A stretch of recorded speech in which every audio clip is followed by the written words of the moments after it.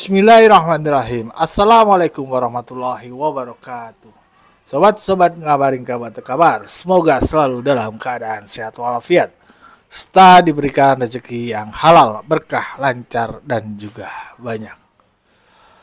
Pak Prabowo, presiden kita, gencar sekali berteriak berantas korupsi. Tapi yang terjadi banyak kasus-kasus korupsi yang menguak. Memang bukan di zaman beliau, tapi itu di zaman sebelumnya, direncanakan dari zaman pemerintahan sebelumnya.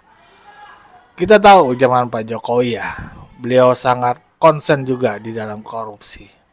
Tapi yang namanya bajingan-bajingan korupsi itu nggak bakal insaf, taubat, atau orang-orang oknum-oknum yang ingin melakukannya pun nggak takut akan akibatnya. Artinya kalau korupsi paling ditangkap berapa tahun, terus dendanya paling nggak seberapa.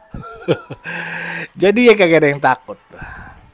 Salah satu mungkin perangkat dari untuk mendukung pemberantasan korupsi adalah undang-undang perampasan aset. Dari zaman Pak Jokowi itu belum kelar-kelar tuh. Bahaya emang. Atau mungkin bisa kita meniru tuh kayak Cina, koruptor ditembak mati. Dan jadinya nggak ada yang berani lagi tuh korupsi ngambil uang negara. Kudunya begitu. Emang orang-orang brengsek ini. Coba aja lihat nih kasus Pertamina yang terbaru kan. Ya, total kerugiannya diperkirakan sampai 1 triliun. Coba itu, 1 triliun. Udah gitu, apa namanya, minyaknya dioplos katanya.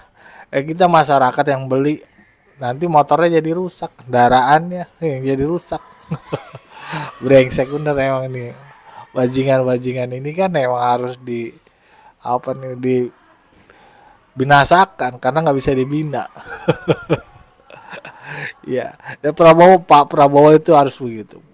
Pak Prabowo tuh punya niat besar memberantas korupsi. Tapi kalau cuma ditangkap doang, selesai Pak gitu. Selesai udah. Dan mereka ya nggak, yang belum ketangkap itu masih asik juga ngelakuin korupsi. Apalagi kalau kita lihat hasil dari hukuman para koruptor ini kan kecil-kecil banget ya. Kalau kata pengamat ya, undang-undang perampasan aset itu penting gitu ya. Tapi sayangnya mandek. Entah kenapa. Mungkin banyak kepentingan atau apa. Ya itu Pak Prabowo emang benar ya.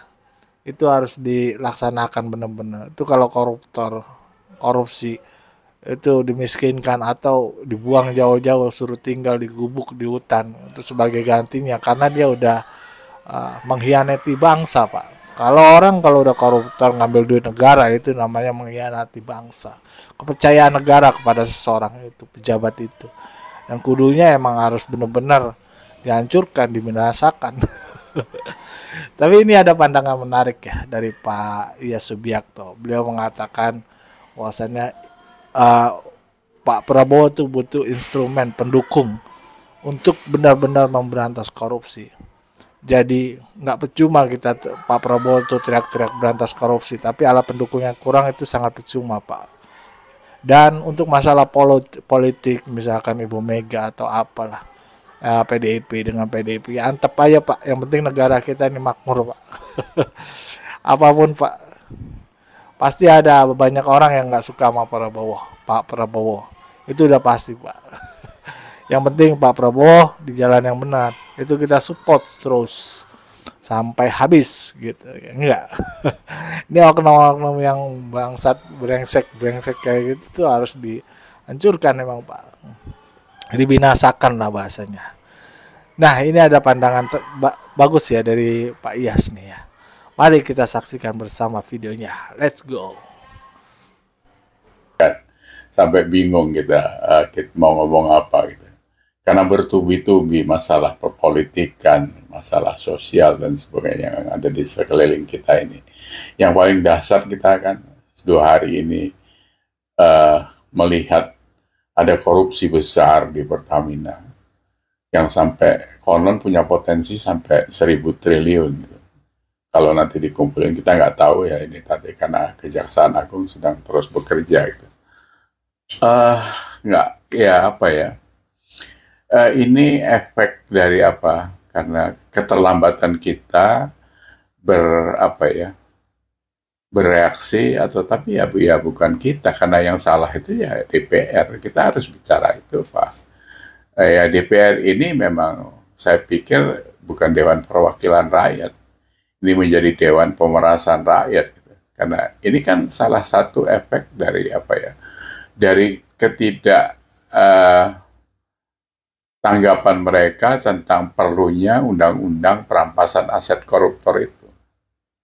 Itu kan harusnya menjadi titik terang buat kita, orang-orang yang di lapangan yang seperti saya ini sudah jengah melihat itu.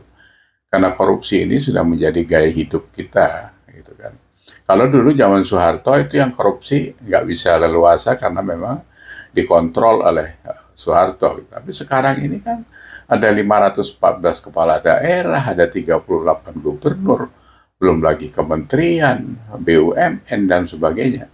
Ini mungkin 99% ini korupsi semua. Gitu. Ini luar biasa nih kita. Ribut masalah dana stunting yang 124 triliun atau 170 triliun. Tiba-tiba ada orang dengan mudah ngorupsi crude oil atau jenis minyak RON 9092 ini begitu gampangnya gitu. Sampai hampir kalau ini berpotensi 1.000 triliun. Ini ini bajingan biadab. Sudah bukan manusia lagi nih. Entah siapa saja yang bermain di situ. Apakah ada partai atau siapa, nggak tahu lah ya. Nah, saya sih cuma mengingatkan aja dengan Pak Prabowo. Jadi kalau Bapak cuma teriak-teriak mau apa saja menindak koruptor ini, kalau alat bantunya ini yang harusnya Bapak cepat selesaikan, karena sekarang di DPR juga Gerindra kuat, ya ini harus dipercepat gitu. Karena sejak zaman Pak Jokowi ini juga kan nggak bisa keluar gitu, karena ditahan pihak-pihak yang kita tahu Korea itu kan. Gitu. Karena ketua Koreanya kan tetap seperti itu. Gitu. Nah, kalau sekarang Pak Prabowo ada di situ, kalau ini nggak bisa diselesaikan, ini bisa jadi presiden buruk. Saya harus mengasih masukan ini karena saya juga pendukung Pak Prabowo. Gitu. Tapi kalau Bapak terus menimbang-nimbang terlalu jauh, ngurusin Megawati saja nggak selesai-selesai nih. Megawati tinggalkan saja Pak, kalau nggak mau memang bergabung untuk ngurusin negara ini, biarin dia aja dan ngurusin partai situ kan. Ya kan? Kalau nggak kita capek ngelihat orang seperti itu. Tantrum politiknya nggak selesai-selesai. Sementara kita butuh pembangunan yang 2035, 2045 yang sudah dicanangkan itu. Bapak sudah buat Danantara dan sebagainya. Jangan ini menjadi trigger tidak baik itu kalau korupsi ini terus dibiarkan. Gitu. Jadi di lapangan ini sudah macam-macam ini. Jadi korupsi Pertamina ini katanya diasumsikan mereka diledakkan karena memang isu Danantara agak miring gitu. Jadi kan menjadi liar bolanya gitu. Jadi kalau undang-undang perampasan aset koruptor itu bisa diselesaikan, itu salah satu harapan masyarakat tertumpu di situ. Ya kan, koruptor ini enak-enak kan karena memang nggak ada, ya kita tahu lah, korupsi 100 miliar nanti kena dendanya 2 miliar gitu. Yang lain dibagi-bagi atau bagaimana, itu sudah rahasia umum kan. Bapak kan juga tahu itu sebenarnya. Cuma kalau pertimbangan politiknya terlalu membuat harus aman, harus tenang, harus tidak gerusa-gerusuh atau tidak mau berkonflik, ya nggak bisa juga saya pikir gitu. Karena orang yang tidak mau bergabung atau orang yang merongrong negara ini, ya seperti Bapak bilang, ya koruptor harus kita bersihkan gitu. Kalau nggak bisa membersihkan diri, ya kita bersihkan. Itu kan Bapak bilang seperti itu. Sama dengan orang kalau nggak bisa dibina, ya dibinasakan gitu. Tapi ini kan langkahnya harus cepat gitu. Jadi yang pertama harus didesak karena DPR juga Bapak kan orangnya di sana banyak. segera saja diundangkan undang-undang perampasan aset koruptor itu.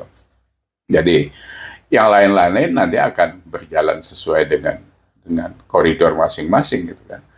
Karena Bapak kerjaannya juga bukan ringan sekarang ini kan. Ngurusin makan bergizi gratis saja ya kayak gitu celutaannya sana sini kok. Itu nggak usah didengerin karena tujuannya bagus kan. Belum lagi yang lain-lain. 48 kementerian itu kan harus dikokus mana yang kerja dengan baik, mana yang diabaikan sementara karena tidak terlalu bisa berkontribusi ya jadi pelengkap peserta saja. Nah, terus tadi ya ada juga masalah retreat lagi masih ada menyisakan karena orang-orang PDIP kan akhirnya ada yang datang, ada yang tidak dan sebagainya. Sebenarnya itu judulnya kalau buat orang PDI, buat Bu Megawati itu retired, bukan retreat. Retired itu kan pensiun gitu. Bu Megawati kan waktunya pensiun. Kemarin kita bahas di Unpacking dengan Bung Julpan Lindan dan kawan-kawan ya. Memang waktunya nanti Rakornas nanti ya Bu Mega pensiun saja karena pensiun itu kan ada 3. Pensiun dini itu disuruh milih. Kalau nomor 2 pensiun karena umur, yang ketiga pensiun mengundurkan diri. Kalau ini kan pensiun karena umur. Jadi sayang, PDIP itu sebenarnya sayang karena itu aset negara juga. Ya, kemarin kita discuss ya, karena itu umurnya udah 102 tahun kalau kita lihat dari mulai zaman PNI ya. Bapak saya kan orang PNI, orang PDI lama gitu. Bukan PDI Perjuangan gitu. Nah, kalau ini sampai berpecah, tidak menjadi partai yang bisa dipertahankan karena ego seorang ketua umum yang selalu meledak-ledak, ini yang dirugikan orang-orang yang punya potensi bisa bekerja untuk negara ini. Makanya kemarin kita sepakat ya ini harus diselamatkan gitu. Tapi kalau orang-orang di dalamnya sendiri, Bu Mega sendiri nggak bisa sadar tentang itu, penyelamatannya memang sulit. Sulit, karena memang harus dimulai dari dalam. Kita kemarin ngomong ya, apa ya, ya mundur selangkah lah untuk tidak terus ngegas. Ngapain kita berkorban gara-gara Hasto? Masa Indonesia begini besar di-trigger oleh Hasto? Kalau Hasto bebas, nanti baru bakal aman gitu. Kalau Hasto ditahan, ini akan ribut. Kan nggak lucu juga gitu. Nah, rakyat 280 juta masa tergantung sama Hasto. Ya lucu. Masa tergantung sama PDIP yang nggak suka sama Jokowi, harus dibelah antara Jokowi dengan Prabowo. Ya nggak gitu juga lah. Ngapain sih terus-terusan nyari musuh? Hidup yang santai dikit lah. Kalau kita memendam hati yang tidak baik, marah dan sebagainya, sel-sel tubuh kita mati di bawah tidur. Karena sel tubuh kita ini, apalagi kita udah tua-tua kan ada yang banyak yang mati tiap hari. Malam itu dihidupkan lagi. Nah, masa kayak itu nggak tahu. Jadi ya saya pikir begitu yang seharusnya gitu. Jadi kembali tentang Pertamina tadi banyak juga saya dikirimin. Ada yang bilang itu bukan dioplos, bukan di ini. Saya simpel aja. Kalau itu RON 90 yang dibeli dengan harga RON 92, itu kan ada selisih harga. Itu yang dibilang korupsi. Buat kita sebagai pemakai konsumen, kalau yang dibeli RON 90 dimasukin ke tangki 92, yang kita beli kan harga 92 itu Pertamax. Sementara mau beli kambing dapatnya kucing gitu kan. Kalau mobil-mobil sekarang mobil-mobil yang baru sekarang dengan teknologi yang sekarang itu cocoknya pakai RON 92, kan hancur itu mesin. Jadi kerugiannya itu panjang sekali. Sama dengan saya kemarin ngomong sama kawan-kawan, alat berat di Indonesia ini bakal cepat hancur. Karena solar yang dijual itu juga bukan solar beneran. Ada campuran oli refinery. Kalau nggak mana bisa orang tambang-tambang galian saya beli 13.000 pakai PPN juga. Ya hitung sendiri sajalah. Uang solar industrinya Pertamina 15 ribuan gitu. Jadi banyak sekali masalah-masalah yang merugikan rakyat itu. Pelaku-pelaku usaha ini dikerjain betul-betul sama bajingan-bajingan itu. Pupuk dalamnya palsu. Kemarin saya juga ke Malang ketemu. pupuk subsidi 2.300 kilo, tapi nyarinya kayak jarum dalam jerami. Yang tidak subsidi banyak, 7.700. Nah, ini Mentan yang harus bertanggung jawab. Berapa sih kapasitas produksi pupuk Indonesia? Apakah memang bisa meng-cover itu? Ya, sebanyak lagi masalah. Jadi kita kembali lagi, memang saya pikir untuk korupsi, karena ini meledak begitu besarnya, jadi Pak Prabowo harus segera saja Pak, desak saja DPR itu untuk mengesahkan undang-undang perampasan aset koruptor itu. Ya. Jadi sementara begitu saja obrolan kita, nanti kita sambung lagi, ada beberapa yang sebenarnya kritikal juga itu, tapi nanti 1-2 hari ini kita bicara soal itu. Jadi beberapa kementerian itu harus difokus dan sebagainya. Kita kasih masukan lah kepada Pak Prabowo. Jadi ya sedikit mengkritik, tapi tetap harus rasional, bahwa ini harus dipertimbangkan dan sebagainya. Belum tentu juga yang kita bicarakan ini bisa diterima di dalam operasional kabinet, tapi kan ini perlu juga kita sampaikan, karena sebagai rakyat kami ini yang merasakan di bawah ini Pak, gitu ya.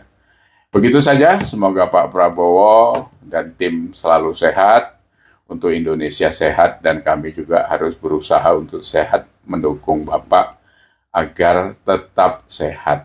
Jadi nggak usah bicara soal 2029 dulu. Nanti aja. Nanti kita bahas itu setelah beres urusan-urusan yang sehari-hari seperti ini ya.